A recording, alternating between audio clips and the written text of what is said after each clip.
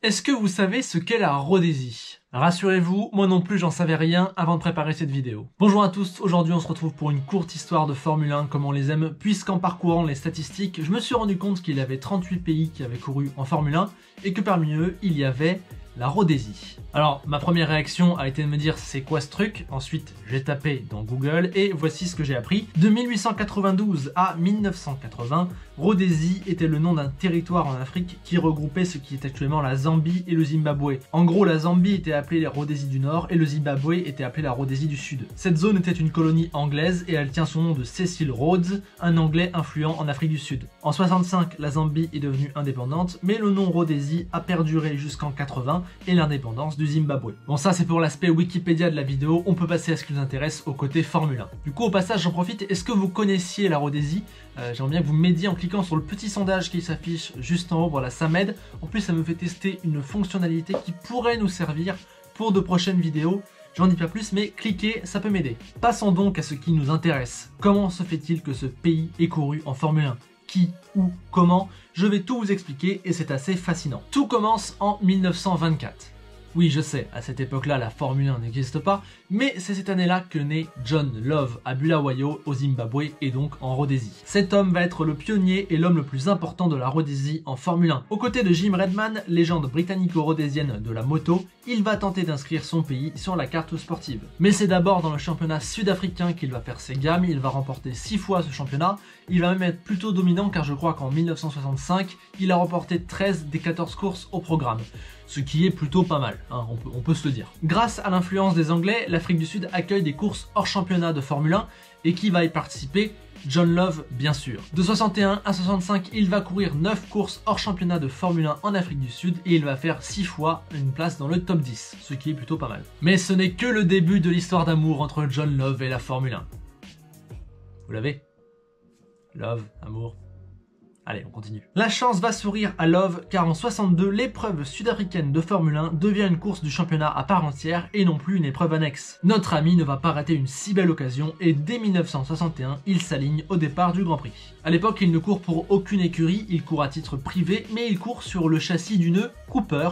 Tranquille. Et oui, on l'a dit, mais dans cette zone à l'époque, il y a pas mal d'enjeux politiques et une forte influence anglaise. Love étant le meilleur espoir de la Rhodésie, il est soutenu et donc Cooper a toujours fait partie de sa carrière. Cette première participation se solde par une 12e place en qualification et une 8e place à l'arrivée de la course.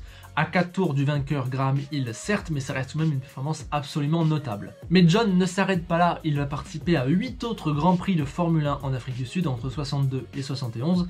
Parmi eux, on compte 4 abandons, 3 belles places et un podium. C'était en 1967, il courait toujours sur une Cooper à titre privé et il a fait sensation. Déjà en qualification, il avait signé le 5e temps, puis en course, après un départ raté, il est remonté jusqu'en tête. Au 73e des 80 tours, il était toujours premier, mais a décidé de faire un arrêt au stand de peur que sa mécanique ne l'abandonne. Cet arrêt lui a fait perdre la victoire au profit du Mexicain Pedro Rodriguez, mais lui a permis d'assurer le seul podium de l'histoire de la Rhodésie, un exploit immense. Love a terminé devant Surtees, Brabham, Hulme, Stewart, Hill, Clark et Rindt, entre autres.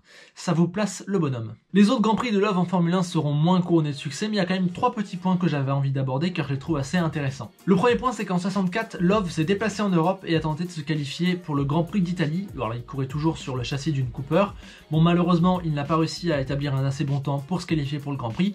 Mais voilà, il s'est déplacé jusqu'en Europe, on a failli avoir un Rhodésien qui courait sur une course européenne. Le deuxième point, c'est que de 68 à 72, Love a couru pour la Team Gunston, une écurie qu'il a créée, dont il est le pilote principal et dont il est l'actionnaire principal. Bon, c'était un peu la Team Love, mais elle s'appelait Team Gunston. Enfin, le troisième point, c'est que Love n'a pas toujours couru sur le châssis d'une Cooper.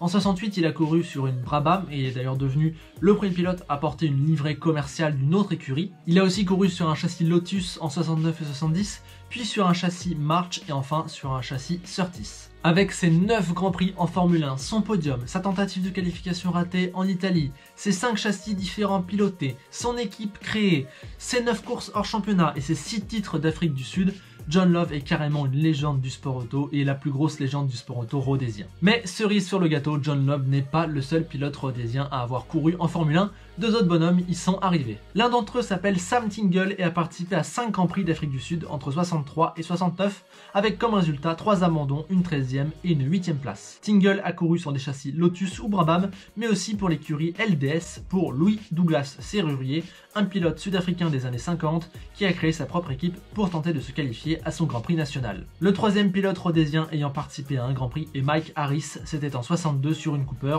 et il a abandonné avec un souci de direction. Si on veut être totalement complet, il faut citer Ray Reid et Clive Pesey qui ont aussi tenté de se qualifier pour un Grand Prix mais qui n'y sont pas parvenus. Et enfin, je voulais terminer cette vidéo sur Gary Hawkin. Né en 1937, il était le meilleur espoir de la Rhodésie. Son talent commençait à éclabousser le championnat d'Afrique du Sud, mais malheureusement, il s'est tué quelques semaines avant de disputer son premier Grand Prix de Formule 1. Qu'aurait donné sa carrière s'il ne s'était pas tué? Peut-être qu'on aurait eu un deuxième homme rhodésien sur un podium de Formule 1.